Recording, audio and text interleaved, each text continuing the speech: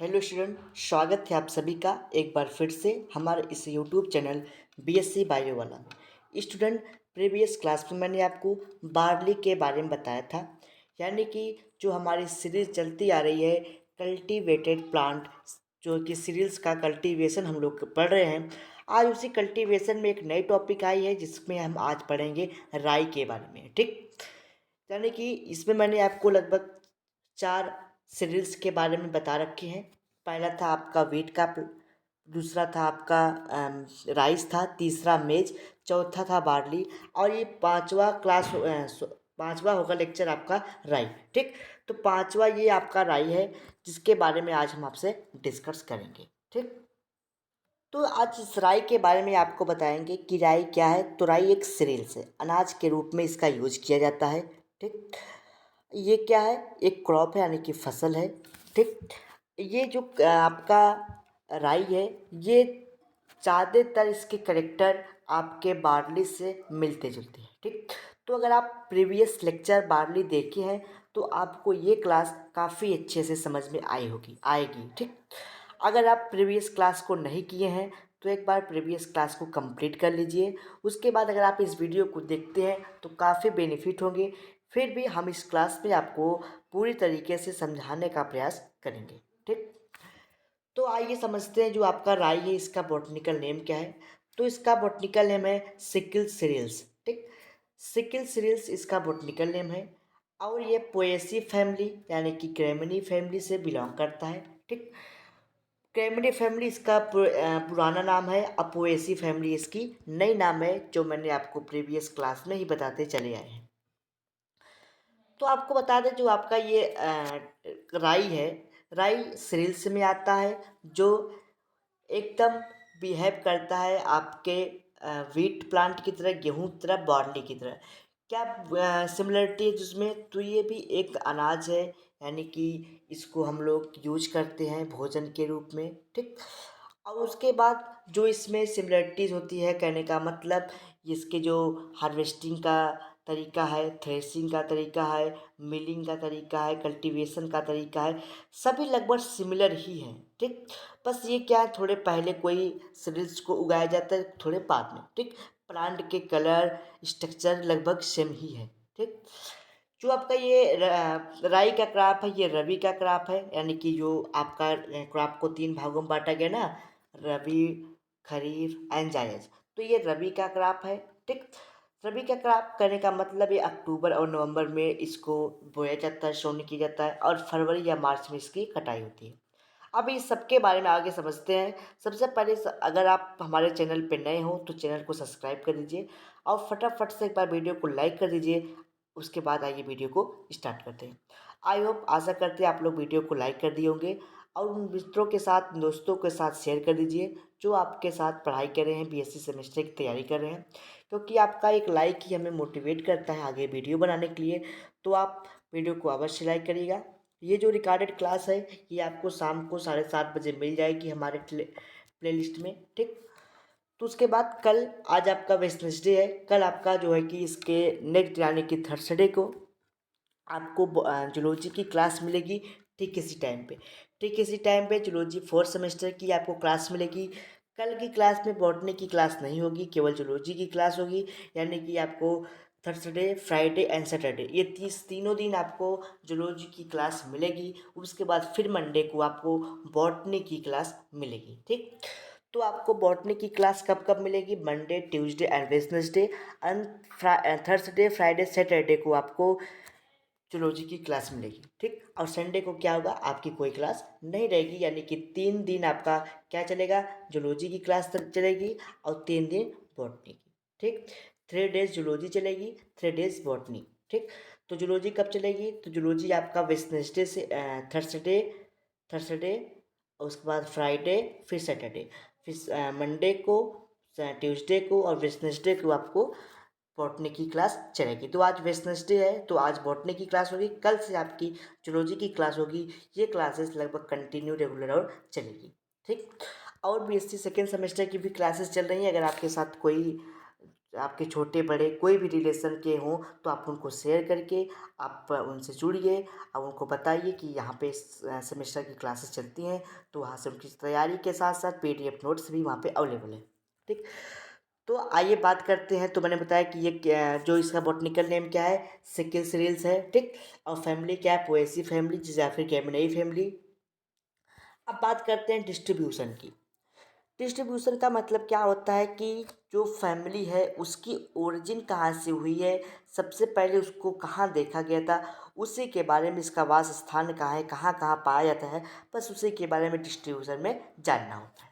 ठीक, बहुत सारे पॉइंट होते हैं जो हम उतना नहीं नोट कराते, क्योंकि आपके सेमेस्टर के एग्ज़ाम से जितने सारे टॉपिक लिखवा रहे हैं ये बहुत ही हैं। ठीक, अगर अब सीड का कलर लिखा जाए, प्लांट के कलर लिखा जाए, लीफ बताया जाए कि कितने लीफ है, कैसे कैसे लीफ है, उसका अरेंजमेंट क्या होता है लीफ का। ठीक, उसमें इन्फ्लोरेंस क्या होता है, अब ये सब चार सारी चीज़ें बताना तो इसका बहुत डीप हो जाएगा। ठीक, यानी कि जो आपका सिलेबस में दिया गया है कि सिर्फ सीरियल्स पढ़ना है, सीरियल्स का कल्टीवेशन पढ़ना है, डिस्ट्रीब्यूशन पढ़ना है। यहाँ पे हार्वेस्टिंग, थ्रेसिंग, मिलिंग और यूजेस, हाँ यूजेस पढ़ना है। ठीक, हार्वेस्टिंग, थ्रेसिंग, मिलिंग नहीं है, फिर भी हम यहाँ पे उस सारी चीज़ को डिस्कस कर लेते हैं, क्योंकि जब तक आपके माइंड में कॉन्सेप्ट नहीं बन जाएगा कि जो आपका बार्ली है या फिर वीट है, राई है, कुछ भी है, उसका कैसे थ्रेसिंग होगा, मिलिंग होगा, फिर कैसे सीड अलग होगी, उसके बाद उसका यूज हम लोग करेंगे। तो एक कॉन्सेप्ट बनाने के लिए इतनी सारे सारे टॉपिक को ऐड किया जाता है जो आपके सिलेबस में नहीं है, फिर भी हम आपको थ्रेसिंग, हार्वेस्टिंग, मिलिंग के बारे में ऐड करते हुए बता रहे हैं। ठीक, उसके बाद आगे अभी हम लोग चर्चा करते हैं सारी चीज़ों को, पहले एक बार क्लास को स्टार्ट करते हैं। तो जो आपका ये डिस्ट्रीब्यूशन है, ठीक, तो आपको बता दें जो आपका ये राई का प्लांट ये बहुत ही माइनर सीरीज से माइनर अनाज है। ठीक, या फिर क्रॉप है। ये अल्टरनेटिव क्रॉप है वीट का और बार्ली का।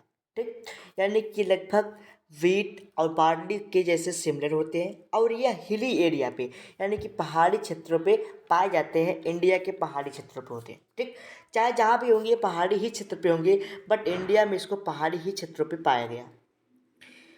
ठीक, it is closely related to the wheat and barley plant. ये व्हीट और जो बार्ली यानी कि गेहूं और जौ का जो प्लांट है, इससे काफ़ी को रिलेट करती है, इसके कैरेक्टर, इसके बिहेवियर, इसके रंग और इसके साइज। ठीक, द नेटिव प्लेस ऑफ राई इज सेंट्रल यूरेशिया। जो आपका राई है उसकी सबसे पहले ओरिजिन कहाँ हुई थी, तो सेंट्रल यूरेशिया में इसकी ओरिजिन हुई थी, यानी कि सबसे पहले राई को यहीं पे देखा गया था, इसलिए इसका नेटिव प्लेस क्या हुआ, राई, sorry, central Eurasia. Native place का मतलब क्या होता है, नेटिव प्लेस का मतलब ये होता है कि जिस प्लांट की उत्पत्ति या फिर उसकी जन्मस्थली आप बोल सकते हैं कि सबसे पहले वहीं उसकी शुरुआत हुई है, उसके बाद सारे कंट्री में ये दिखा गया, तो इसलिए इसको क्या बोलते हैं, नेटिव प्लेस। ठीक, आगे बात करते हैं। It is widely cultivated in Russia. ये यूरेशिया के अलावा रसिया में, जर्मनी में, फाइनलैंड में, कनाडा में, पोलैंड में, अमेरिका, डेनमार्क, इंडिया, इन जैसे कंट्रियों में भी इस प्लांट को ग्रो कराया जाता है। ठीक, अबाउट 60%, यहाँ पे 60% लिखिएगा, 60%। ठीक, अबाउट 60% यानी कि 60%। ठीक, वर्ल्ड का, पूरे वर्ल्ड का 60% प्रोडक्शन ऑफ राई कम्स फ्रॉम रसिया। सबसे ज़्यादा यानी कि दुनिया में 60% प्रोडक्शन रसिया करता है, किसका, आपके राई प्लांट का, राई के प्रोडक्शन का। ठीक, एलोन इंडिया में क्या है, इन इंडिया राई प्लांट इज कल्टिवेटेड इन हिली टेम्परेचर। इंडिया में आपका जो ये प्लांट है राई का, इसको हिली यानी कि पहाड़ी क्षेत्रों पे, टेम्परेट रीजन पे यानी कि जहाँ पे थोड़ी सी क्या हो, गर्मी हो, वहाँ पर ये ग्रो कराए जाते हैं। ठीक, यानी कि ये नॉर्मल टेम्परेचर पे ग्रो नहीं कर पाते हैं। आगे बात करते हैं कल्टीवेशन की। तो ये क्या है, एक रबी क्रॉप है। इसको अक्टूबर के या फिर नवंबर के महीने में बोया जाता है, यानी कि अक्टूबर और नवंबर में। ठीक, उसके बाद and becomes mature in February and March, और फरवरी के लास्ट वीक तक या फिर मार्च में ये कम यानी कि इसका जो प्लांट होता है वो मेच्योर हो जाता है हार्वेस्टिंग के लिए। ठीक, और जो आपका राई का प्लांट है, इसके लिए कौन कौन सी जो मिट्टी है, सॉइल्स है, वो सूटेबल होती हैं इसके ग्रो के लिए, इसके प्रोडक्शन के लिए, इसके कल्टीवेशन के लिए। तो सैंडी लोम सॉइल और लोमी सॉइल, ये दो सॉइल होती हैं जो इसके लिए सूटेबल मानी गई है, जिस पे इसका ज़्यादा मात्रा में प्रोडक्शन होता है। ये अच्छे से इस सॉइल में ग्रो करते हैं। अगले आगे बात करते हैं, hilly region are suitable for the cultivation, sorry, hilly region are suitable for rye cultivation. और पहाड़ी क्षेत्र भी इसके लिए काफ़ी हेल्पफुल होता है, इसके प्रोटेक्शन के लिए काफ़ी सुटेबल स्थान वो होता है। आगे बात करते हैं, राई can be survive in adverse adverse environmental condition, it require less irrigation and manuring. अब जैसे कहीं पे होता है कि जहाँ पे आपका इन्वायरमेंटल का जो कंडीशन है, जो वातावरण का ठीक सिस्टम होता है, वो थोड़ा सा अ, इन क्या बोल सकते हैं, क्या होता है, डिस्टर्ब होता है कि वहाँ पे ज़्यादा मात्रा में बारिश होती है, तो कहीं पे ज़्यादा मात्रा में केवल टेम्परेचर ही देखने को मिलता है, मतलब वहाँ पे बारिश कम होती है। तो ऐसे प्लेस पे भी इसको उगाने के लिए ये क्या होते हैं, थोड़े से इनको एडवांस होते हैं, यानी कि उस कंडीशन में भी इसको उगाया जा सकता है, ठीक।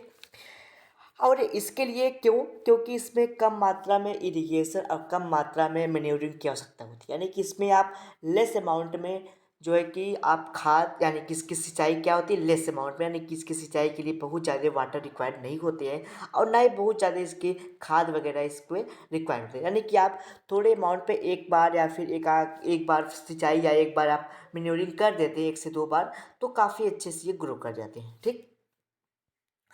अब बात करते हैं, जब आपका प्लांट मेच्योर हो गया तब उसकी क्या होगी, हार्वेस्टिंग होगी। हार्वेस्टिंग किस प्रकार से होगी, तो बार्ली की जिस प्रकार से हार्वेस्टिंग होती थी उसी प्रकार से इसकी हार्वेस्टिंग होती है, ठीक। अब एक बार समझ लेते हैं कि बार्ली की हार्वेस्टिंग किस प्रकार से हुई थी। तो जब आप बार्ली का लेक्चर देखेंगे तो वहाँ पे लिखा गया है कि इसकी हार्वेस्टिंग वीट की तरह हुई है। तो कहने का मतलब, अगर हम वीट की हार्वेस्टिंग पढ़ लेते हैं, वीट की हार्वेस्टिंग पढ़ लेते हैं, वीट की थ्रेसिंग पढ़ लेते हैं, तो हमको वीट में वही पॉइंट आप बार्ली में और वही पॉइंट आप राई में नोट आउट कर सकते हैं, ठीक। तो बताते हैं आपको कि हार्वेस्टिंग वीट में कैसी होती है, ठीक। हार्वेस्टिंग का मतलब होता है कटाई, ठीक। तो कटाई जो होती है, हार्वेस्टिंग जो होती है राई प्लांट की, वो दो तरीके से होती है। पहले तो आप हैंड सिकल यानी कि हंसिया के माध्यम से कर सकते हैं, सिकल के माध्यम से, हैंड सिकल के माध्यम से, जो गांव में या फिर शहरों में जो हंसिया होती है उसके माध्यम से आप इसकी कटाई कर सकते हैं। दूसरा होता है कि आप हार्वेस्टर मशीन जो होती है, जो मॉडर्न मशीनें होती है या यंत्र हैं, उसके माध्यम से आप इसकी कटाई कर सकते हैं। ये बात हो गई हार्वेस्टिंग की। अब बात करते हैं थ्रेशिंग की। तो थ्रेशिंग भी आप सिमिलरिटी क्या है, ये बार्ली की तरह है, वीट प्लांट की ही तरह है। वीट प्लांट में और बार्ली में किस प्रकार से थ्रेशिंग होती है उसको समझिए। तो जो आपका वीट प्लांट में और बार्ली में थ्रेशिंग होती है वो दो तरीके से होती थी।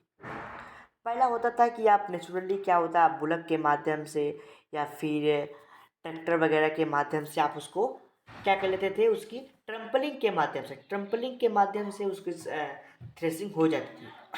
अब ट्रम्पलिंग क्या है और उसके बाद बुलक के माध्यम से क्या सिस्टम है, तो उसको थोड़ा सा समझने के लिए थोड़ी सी डीप में बातें करनी होगी, यानी कि ये थोड़ी सी विलेज से रिलेटेड बातें होती है, पूरल से रिलेटेड बातें होती है। तो उसमें क्या होता है कि जैसे गांव में क्या होता है कि जब बार्ली या फिर वीट का प्लांट मेच्योर हो जाता है तो उसको एक सर्कल में, यानी कि एक राउंड में ऐसे रख दिया जाता है, यानी कि चारों तरफ उसके रख दिया जाता है, ठीक। चारों तरफ रख दिया जाता है। उसके बाद क्या होता है, वो गाँव में पहले बुलक हुआ करता था, ट्रैक्टर हुआ करता है, तो उस पर क्या करते हैं, इसके चारों तरफ बुलक के माध्यम से, बैलों के माध्यम से क्या होता है, ट्रम्पलिंग कराई जाती है, ठीक। यानी कि इसके चारों तरफ इसको रौंदा जाता था बैलों के माध्यम से, ट्रैक्टर के माध्यम से, ठीक।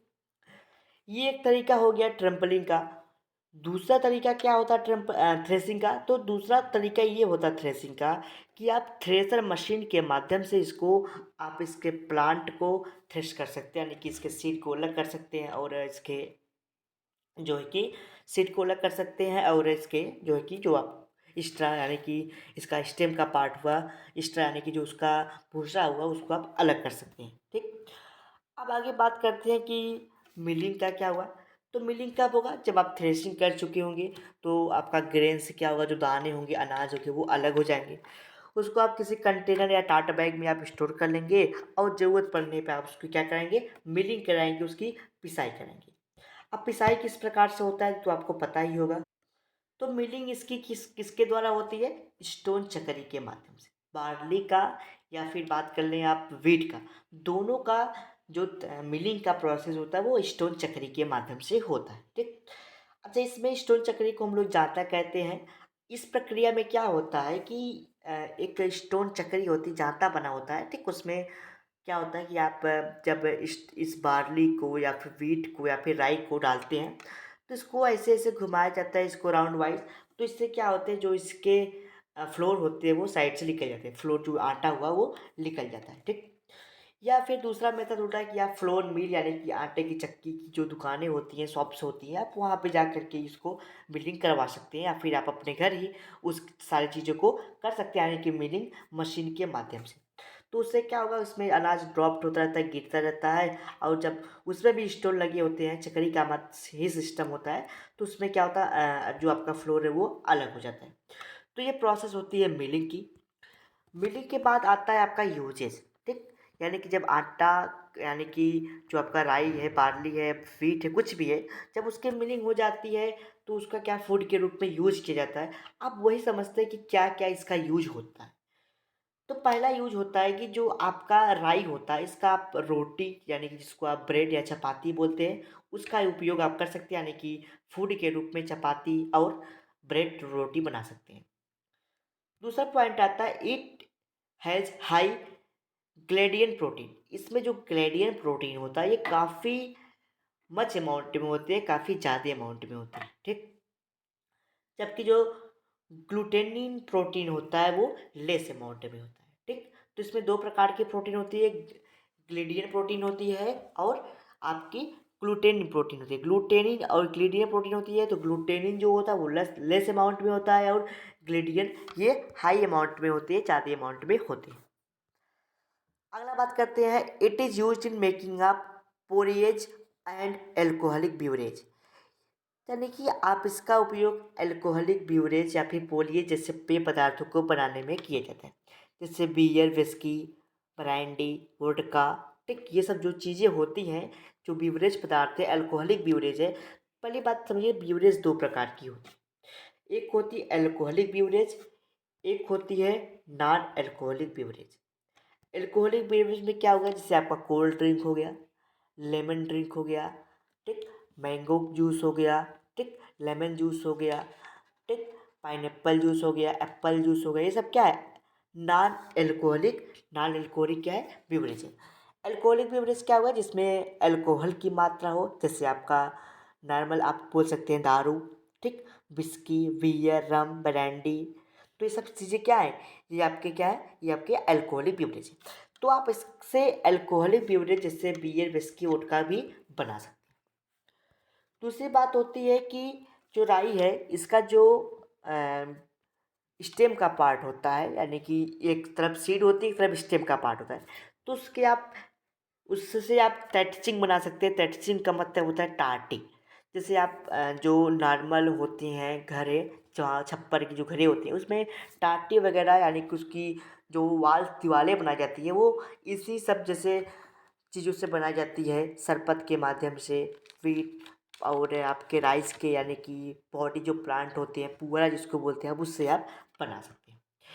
उसके बाद आप इससे क्या कर सकते हैं, इसकी आप पैकिंग मटेरियल बना सकते हैं, जैसे पेपर बना सकते हैं आप, ठीक। और इसके बाद आप इसको जो है कि क्या बोलते हैं उसको, टेम्प्रेरी दीवार बना सकते हैं इसके माध्यम से आप। तो बहुत सारी चीज़ें आप इसके यूज कर सकते हैं। तो ये सारी चीज़ें रही आपके राई के बारे में। अब बात करते हैं कि जो ये राई है, वीट है, इन दोनों के क्रॉस से एक नई फैमिली प्रोड्यूस्ड की गई है आर्टिफिशियली, ठीक। यानी कि मानव निर्मित एक और सीरीज से बनाई है, जिसका नाम है ट्रिटिकेल, ठीक। क्या है, ट्रिटिकेल एक और सीरियल है, अनाज है, जिसका प्रोडक्शन दो टाइप के प्लांट के क्रॉस से बनाया गया है, ठीक। यानी कि वीट के प्लांट से और राई के प्लांट के, जिसको आप गेहूँ और राई बोलते हैं, उन दोनों के क्रॉस से एक नई प्रजाति सीरियल्स की उत्पन्न की गई है, प्रोड्यूस्ड की गई है, जिसका नाम है ट्रिटिकेट। ये क्या है? ये फर्स्ट मानव निर्मित क्या है? सीरियल्स है, यानी कि पहली ये मानव द्वारा बनाई गई क्या है? अनाज है। जो क्या है? जो कि आपके क्रॉस किसके किसके बीच में क्रॉस करा गया है? तो वीट और राई के प्लांट में क्रॉस करा के, यानी कि उन दोनों में हेरिटेंस के माध्यम से, ठीक, हेरिटेंस के माध्यम से, ठीक, क्या किया गया है? उसमें एक नई प्रजाति उत्पन्न की गई, ठीक, यानी कि जेनेटिकली इसको प्रोड्यूस किया गया है। किस मतलब किसके द्वारा किया गया है? बायोटेक्नोलॉजी के थ्रू किया गया है, ठीक। तो बायोटेक्नोलॉजी के थ्रू ये सीरियल्स उत्पन्न किया गया है। इसमें क्या होते हैं? जो आपका प्लांट होता है ये वीट का, और जो प्लांट है राई का, इन दोनों का अगर एग्जाम्पल के तौर पे समझा जाए तो जैसे एक घोड़ा होता है, ठीक, और आपका क्या होता है वो? गधा, ठीक।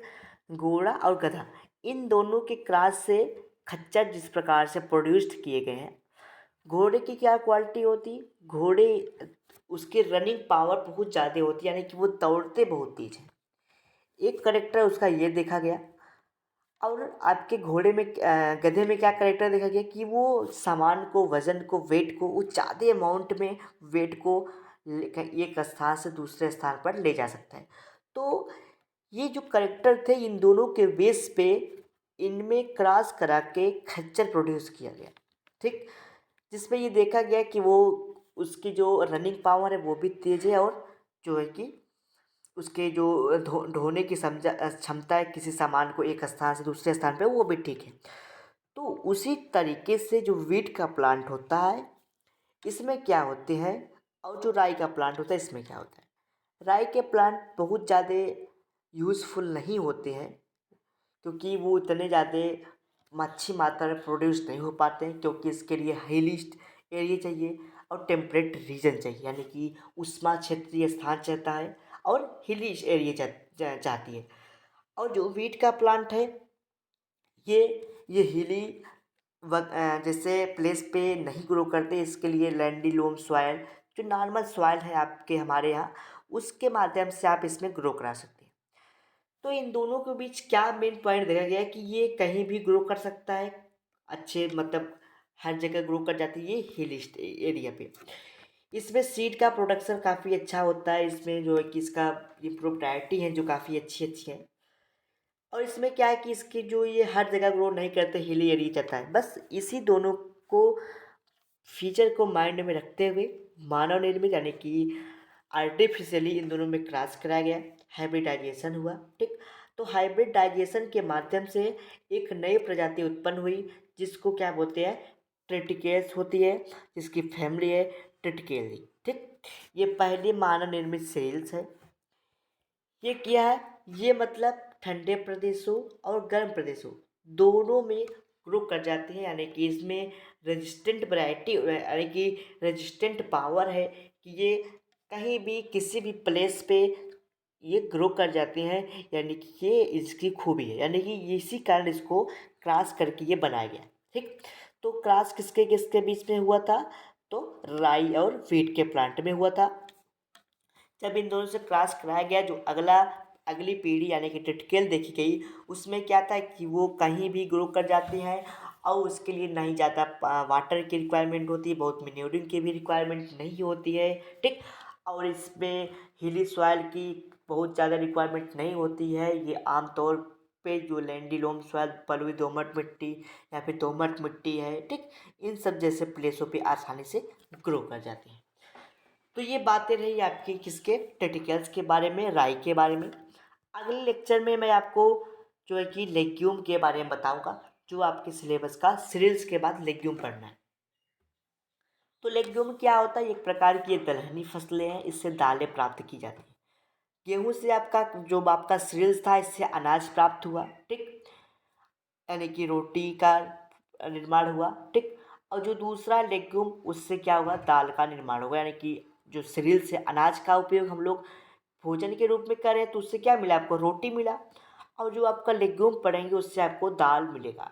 तो दाल और रोटी की जो व्यवस्था है वो हो तो गई है, लेकिन जो रोटी है वो तो मिल गई। अभी हम आगे लेग्यूम के बारे में बढ़ेंगे, तो लेग्यूम के बारे में अच्छे से आपको बताएंगे, ठीक, स्टेप बाय स्टेप कि वो कैसे कल्टीवेट होते हैं, उसका नेटिव प्लेस क्या है, उसकी कौन सी फैमिली है। तो सारी चीज़ें जैसे इसमें कल्टीवेशन पढ़ा गया था वैसे उसमें भी हम लोग कल्टीवेशन और उसका जो है कि इम्प्रूव्ड वैरायटी देखेंगे कि कौन कौन सी इम्प्रूव्ड वैरायटी है, ठीक, सारी चीज़ें वहाँ पे देखी जाएगी। आगे बात करते हैं आप लोग, ठीक, तो ये बातें यहीं पे ख़त्म होती है। अब अगले लेक्चर में मैंने बताया कि आपको लेग्यूम के बारे में बताएंगे कि इसका डोमेस्टिकेशन कैसे होता है, कल्टीवेशन क्या है, यूजेस क्या है, तो सारी चीज़ें बताएंगे, ठीक। और एक बात, अगर आपको वीडियो अच्छा लगा हो तो वीडियो को लाइक कर दीजिए, सब्सक्राइब शेयर कर दीजिए, बेल आइकन को दबा लीजिए ताकि आपको डेली के डेली नोटिफिकेशन मिलते रहें। आप अपने मित्रों दोस्तों के साथ शेयर कर दीजिए ताकि आप जैसे ही शेयर करते हैं तो हमारे जो हौसले हैं वो और बढ़ जाते हैं कि हमें वीडियो बनाना चाहिए, ठीक, ताकि आपको अच्छे कंटेंट हम दे सकें, ठीक। आप हम आपके लिए इतने ज़्यादा सारे वर्क कर रहे हैं तो आपको भी मेरे लिए वर्क करना है गुरु दक्षिणा के रूप में। केवल आपको लाइक करना है, सब्सक्राइब करना है, शेयर करना है, लोगों को बताना है, मोटिवेट करना है कि यहाँ पे सेमेस्टर की क्लासेस चलती हैं। साथ ही साथ आपको बता दें कल जो क्लास होगी वो लेग्यूम की क्लास होगी, यानी कि फेबेसी फैमिली पढ़ाई जाएगी, लेग्यूमिनेसी फैमिली पढ़ाई जाएगी। तो जब आप लेग्यूमिनेसी आपके बीएससी थर्ड सेमेस्टर में मैंने पढ़ाया था, एक बार आप वहाँ के जाके देख लीजिएगा जो लेग्यूमिनेसी आपकी फेबेसी फैमिली है वो किस प्रकार से है, ठीक। तो एक बार अगर आप वो चीज़ें आप पढ़ लेते हैं तो आपको थोड़ी सी नॉलेज हो जाएगी लेग्यूम के बारे में, ठीक। तो आप उसको जाके पढ़ लीजिएगा। और एक बात बता दें कि आप वहाँ पे देखें कि जो आपका लेग्यूम है वो उसमें बहुत सारी सब क्लासेस हैं, यानी कि सब फैमिली हैं, पेपिलियोनिएसी, सीरियल, ठीक, मोनोसिरेसी। तो ये सब जो चीज़ें हैं वो सब आप देख लीजिएगा। और अगर आप बीएससी सेकेंड सेमेस्टर में आपको लगता है कि नहीं बीएससी सेकेंड सेमेस्टर में जो चीज़ें पढ़ी थी हम लोग वो अच्छे ढंग से नहीं हो पाई, तो आप बीएससी सेकेंड सेमेस्टर की जो क्लासेस चल रही है हमारे यूट्यूब चैनल पे, ठीक, वो आपको लगभग शाम के 7 बजे मिलेगी, ठीक। 7:30 बजे आपको फोर्थ सेमेस्टर की क्लास मिलती है और 7 बजे आपको सेकेंड सेमेस्टर की। तो 7 बजे जो क्लास आपको मिलेगी आप वहाँ पे देख सकते हैं कि किस प्रकार से आपकी बीएससी फोर्थ सेमेस्टर की क्लासेस चल रही हैं। तो क्लासेस आपकी लगभग अब रेगुलर ही चलेगी, ठीक। अगर आपके कोई डाउट कोई क्वेश्चन बनते हैं तो आप हमारे व्हाट्सअप नंबर 9598308044 पे व्हाट्सएप के थ्रू मैसेज करके आप अपने डाउट क्वेश्चन को पूछ सकते हैं और आप पीडीएफ नोट्स वगैरह भी प्राप्त कर सकते हैं, ठीक। चलिए मिलते हैं अगले लेक्चर में। तो कल की जो क्लास होगी वो 7:30 बजे ही होगी, बट बॉटनी की जगह जूलॉजी की क्लास होगी, ठीक। चलिए ठीक है, मिलते हैं कल के लेक्चर में।